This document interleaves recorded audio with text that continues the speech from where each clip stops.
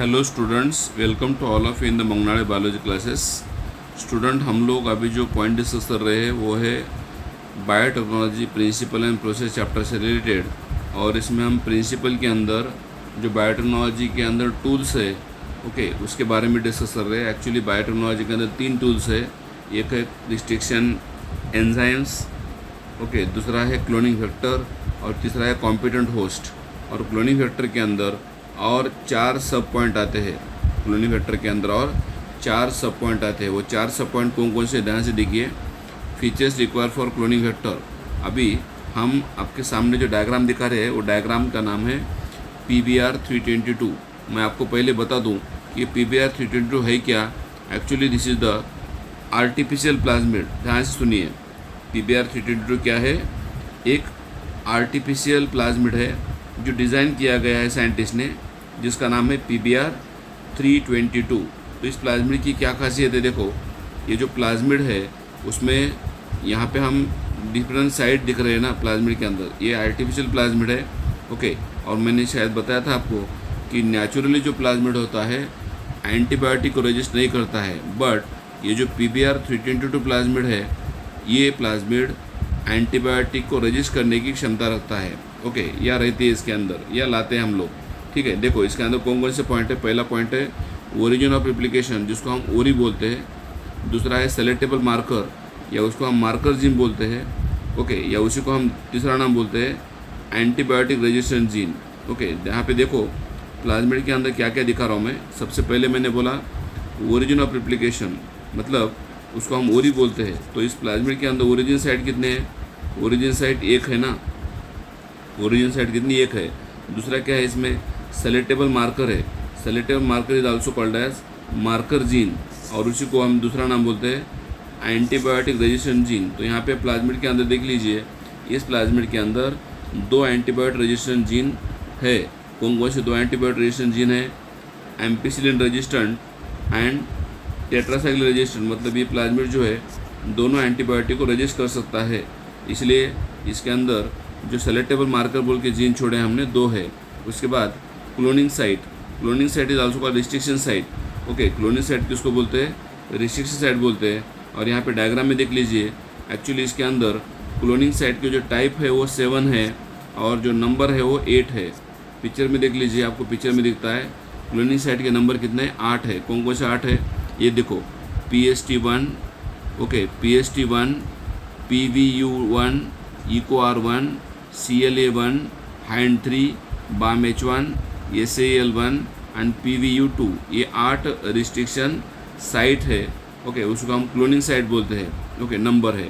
और उसके बाद vectors for cloning gene into plants and animal, वो हम बाद में डिस्कस करने वाले लास्ट में। ठीक है, चलो हम लोग पहले डिस्कस करते हैं ओरिजिन ऑफ एप्लीकेशन क्या है। कोई भी प्लाज्मिड हो, याद रखना, कोई भी प्लाज्मिड हो उसके अंदर ओरिजिन पॉइंट 1 होता है, और उस ओरिजिन पॉइंट को हम बोलते हैं ओरिजिन ऑफ रेप्लिकेशन। क्योंकि ओरिजिन ऑफ रेप्लिकेशन एक ऐसा पॉइंट है कि जहाँ पे रेप्लिकेशन होने की चांस होती है, और यहाँ पे ओरिजिन साइट एक ही है।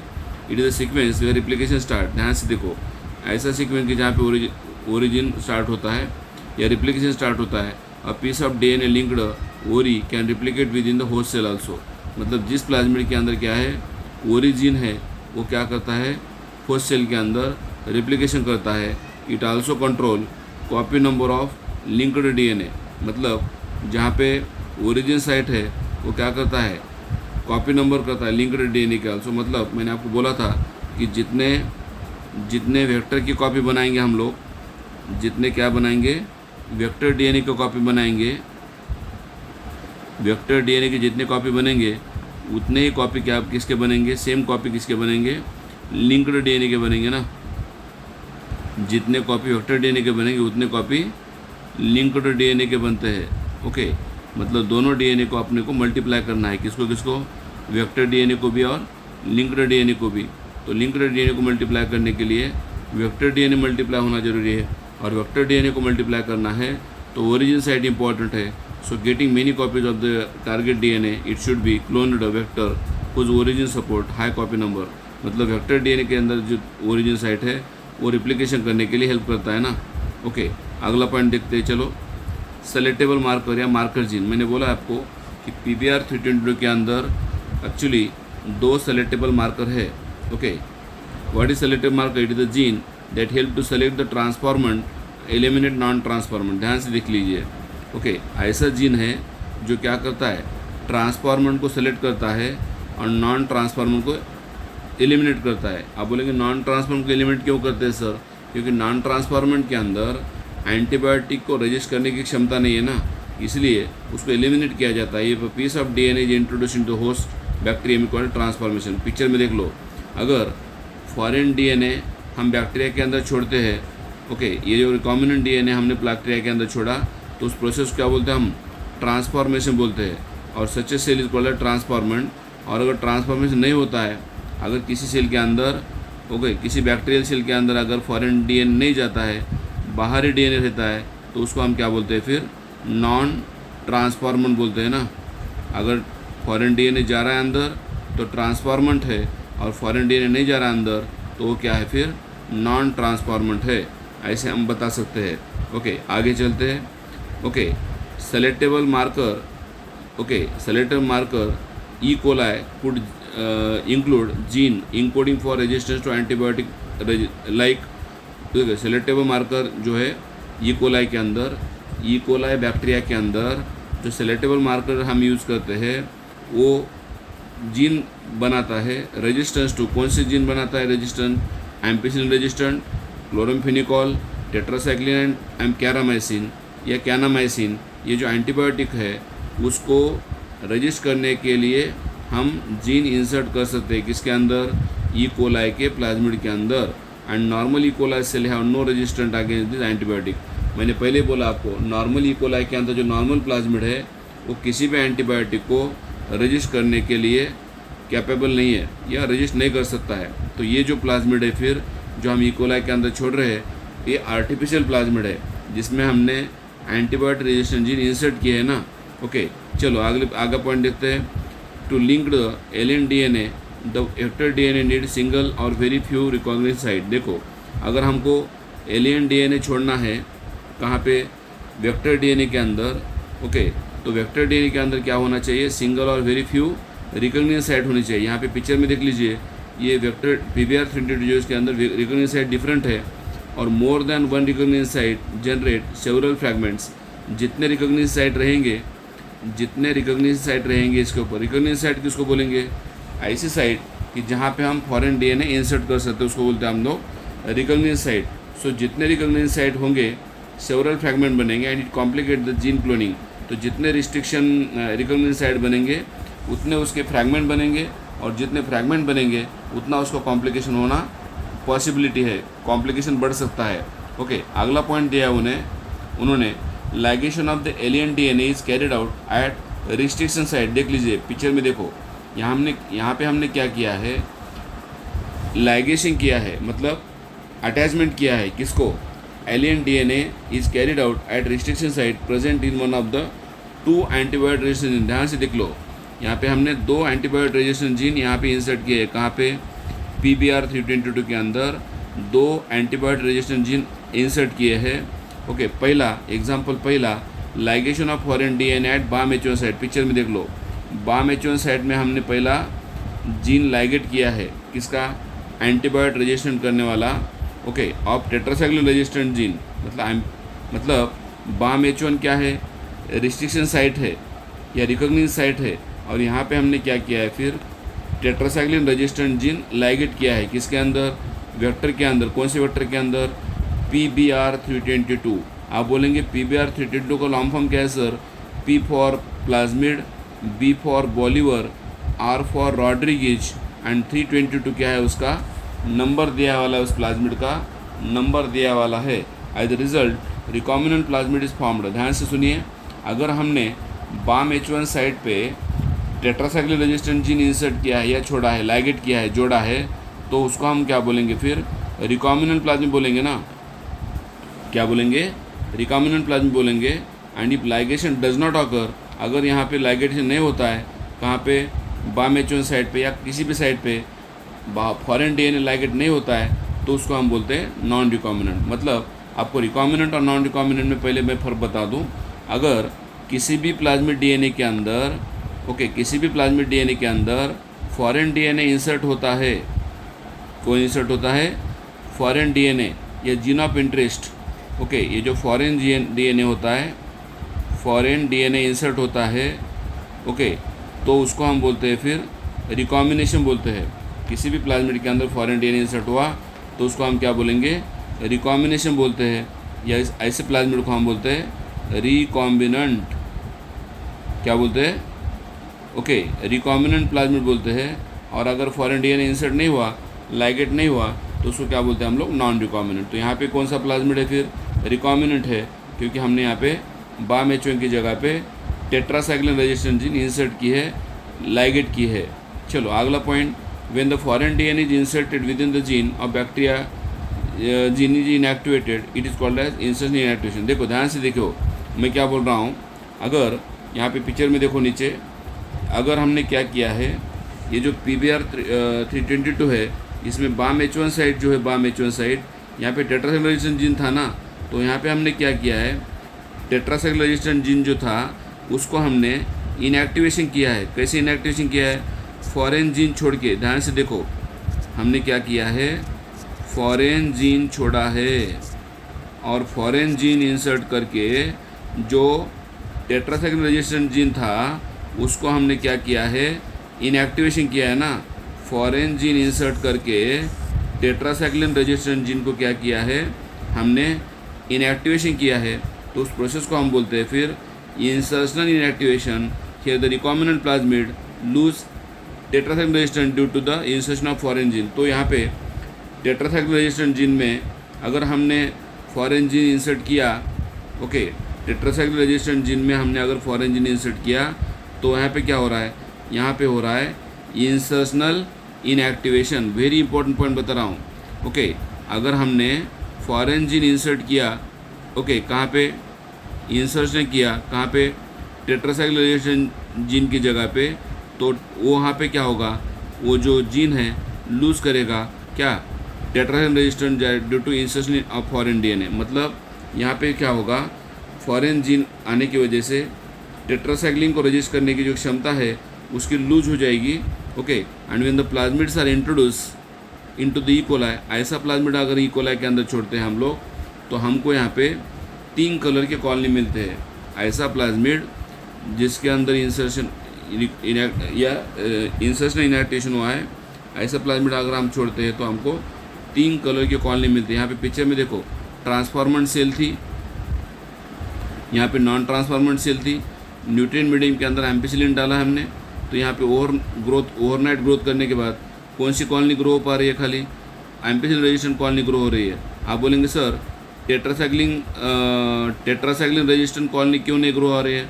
क्योंकि टेट्रासाइक्लिन रेजिस्टेंट कॉलोनी जो थी उसको हमने क्या किया है, इंसर्शन इनएक्टिवेशन किया है ना, फॉरेन जीन छोड़ के।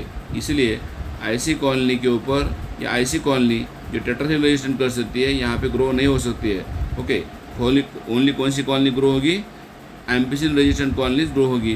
टेट्रासाइक्लिन रेजिस्टेंट कॉलोनी ग्रो नहीं होगी, क्योंकि उस कॉलोनी में टेट्रासाइक्लिन रेजिस्टेंट जो जीन था उसको हमने इनएक्टिवेशन कर दिया है पहले ही। ठीक है, चलो, तो फिर हमको 3 टाइप की कॉलोनी मिल रही है। तो सबसे पहले मैं बता दूं कि जो PBR 322 है उसमें क्लोनिंग साइट या रिसीव साइट कितने हैं? टाइप है 7, नंबर है 8। ओके, कौन कौन से टाइप है? Hand 3, EcoR1, BAMH1, SAL1, PVU2, PST1, CLA1। Okay, और टाइप कितने? 7 है, और नंबर कितने? 8 है। ओरिजिन साइट कितने हैं? 1 है। एंटीबायोटिक रेजिस्टेंट जीन मतलब सेलेक्टेबल मार्कर या मार्कर जीन कितने? 2 है। कौन से? Ampicillin resistant and tetracycline resistant gene. Okay, और ROP, what is ROP? Protein of replication कितने हैं? फिर ये भी एक साइट है ना। इसका अगर हम याद रखने के लिए ट्रिक बता दे, यहाँ पे हमने फुल फॉर्म भी दिया है सबका। ओके, PST1 का फुल फॉर्म दिया है नोविडेंसिया स्टॉन्टी। ओके, देन PVU का फुल फॉर्म दिया है प्रोटियस वल्गैरिस 1। इसर्चिया EcoR1 का फुल फॉर्म दिया है इसर्चिया कोलाई। CLA1 का फुल फॉर्म दिया है कैरियोफिनॉन ल्यूटियम। हैंड 3 का दिया है हेमोफाइलस इन्फ्लुएंजा। BAMH1 का दिया है बैसिलस अमाइलोलिक्विफेसेंस। ओके, SAL1 का दिया है स्ट्रेप्टोमाइसिस अल्बस। स्ट्रेप्टोमाइसिस अल्बस, और PVU का फुल फॉर्म दिया है प्रोटियस वल्गारिस 2।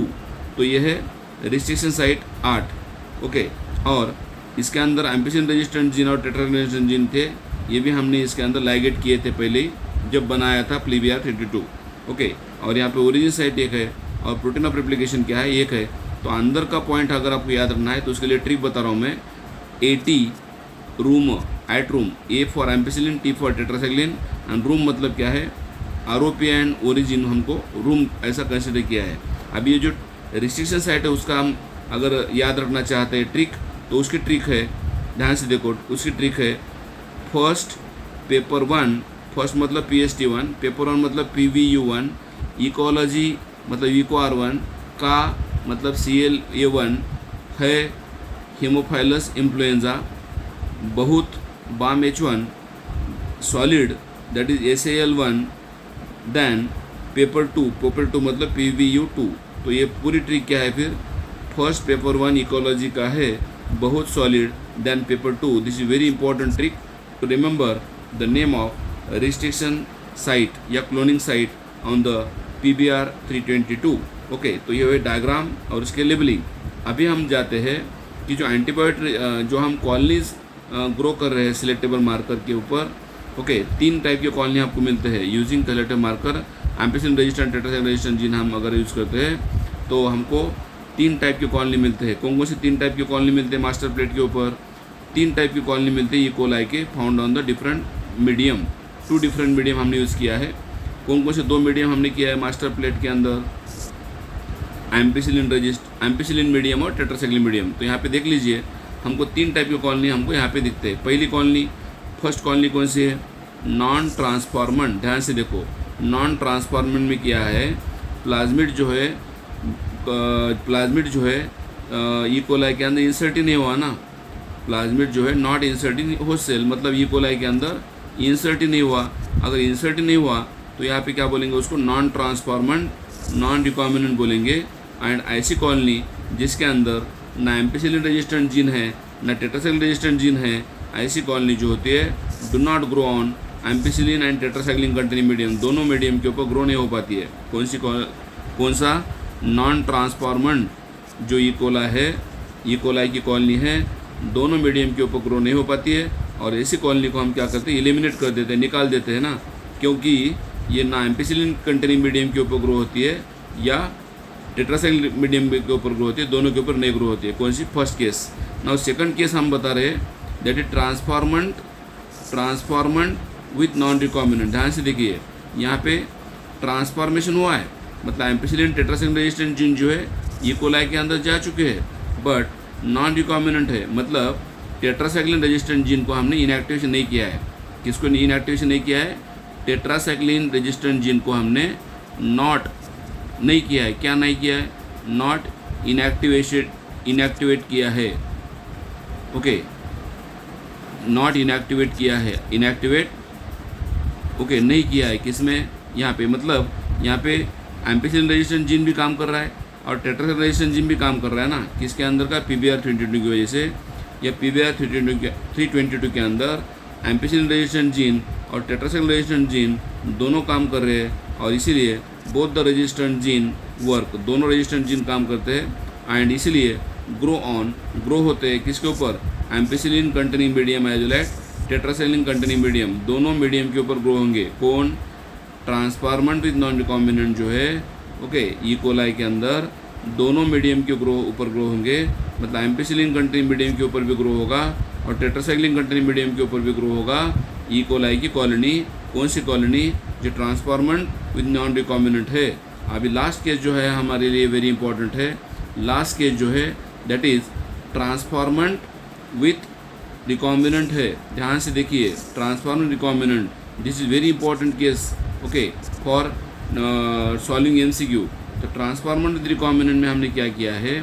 मैंने पहले ही बोला कि PBR 322 के अंदर जो सेलेक्टेबल मार्कर है या एंटीबायोटिक रेजिस्टेंट जीन है 2 थे, उसमें से हम क्या कर रहे हैं?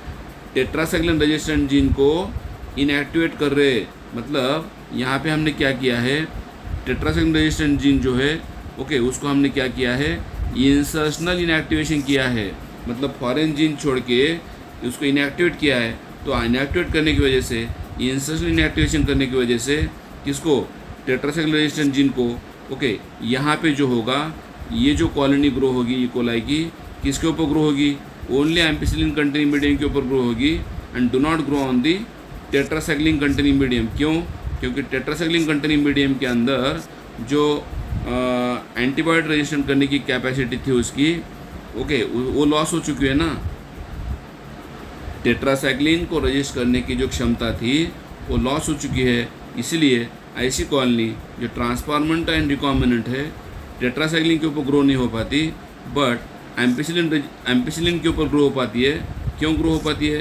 क्योंकि एम्पिसिलिन रेजिस्टेंट जीन जो है अभी तक उसके अंदर है, इसलिए एम्पिसिलिन रेजिस्टेंट जीन काम करते हैं, इसलिए वो एम्पिसिलिन कंटेनिंग मीडियम के ऊपर ग्रो होती है, बट टेट्रासाइक्लिन मीडियम के ऊपर ग्रो नहीं हो पाती है, क्योंकि टेट्रासाइक्लिन को रजिस्ट करने वाला जीन को हमने रिकॉम्बिनेशन करके, इंसर्शन इनएक्टिवेशन करके रोक दिया है। इसलिए ऐसी कॉलोनी खाली एम्पिसिलिन के ऊपर ही ग्रो होती है, टेट्रासाइक्लिन के ऊपर नहीं होती है। अभी सिंपल मैं आपको बता दूं, जो नॉन ट्रांसफॉर्मेंट है दोनों के ऊपर ग्रो नहीं होता।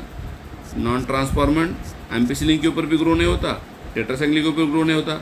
जो ट्रांसफॉर्मेंट विथ नॉन रिकॉम्बिनेंट है वो दोनों के ऊपर ग्रो होता है, दोनों मीडियम के ऊपर ग्रो होता है। और जो ट्रांसफॉर्मेंट विथ रिकॉम्बिनेंट है वो खाली एम्पिसिलिन के ऊपर ग्रो होता है, बट टेट्रासाइक्लिन के ऊपर ग्रो नहीं होता है।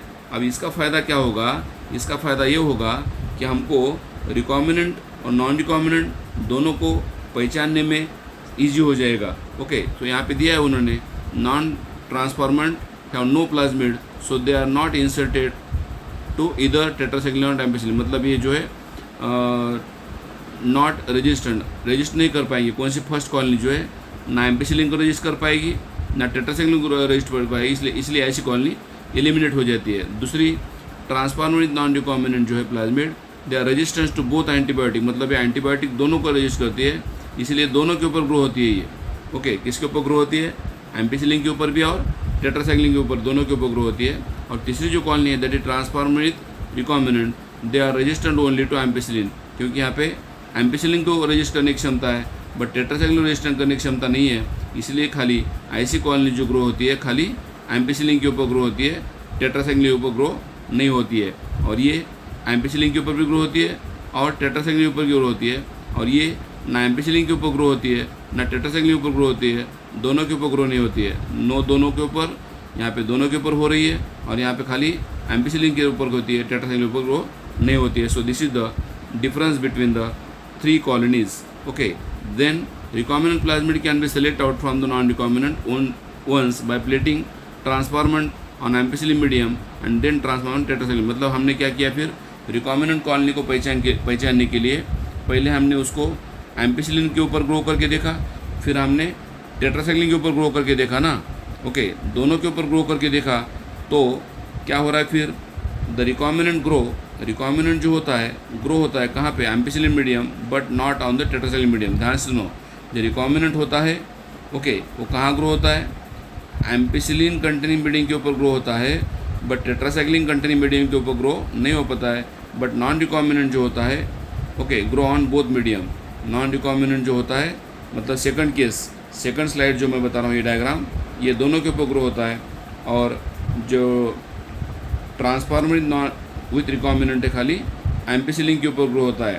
So antibiotic resistant gene help in the select transformant and the inactivated antibiotic resistant gene help to select recombinant.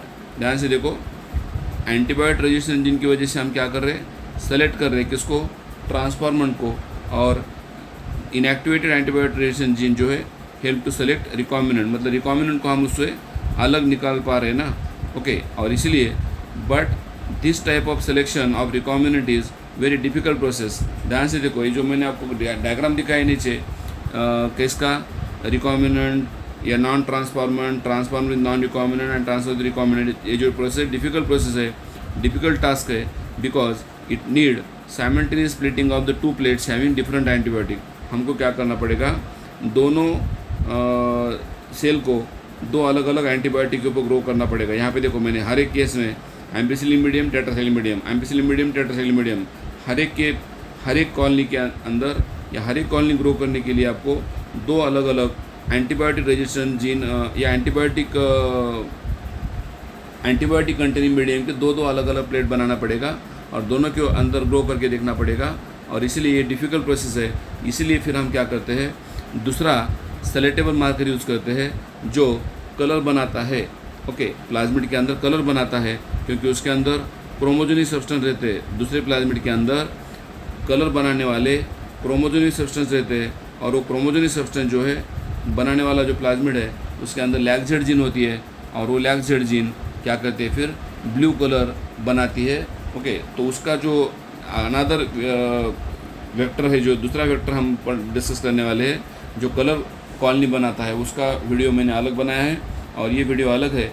Okay, सो दोनों वीडियो अलग अलग है। इसके बाद वो वीडियो आपको देखने को मिलेगा यूट्यूब चैनल के ऊपर।